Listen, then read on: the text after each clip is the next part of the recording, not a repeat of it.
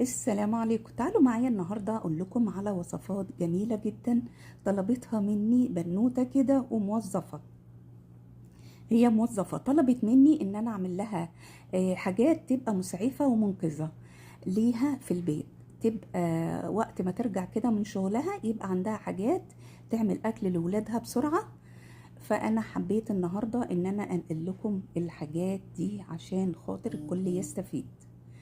يلا بينا نقول لكم عملت ايه. جبت كيلو صدور، حطيت عليه علبة زبادي، وحطيت عليه معلقة بهارات كبيرة، نص معلقة فلفل اسود، ومعلقة ونص ملح، وتبلتهم. تاني يوم الصبح اقوم اقطعها زي ما انتم شايفين كده شرايح رفيعة.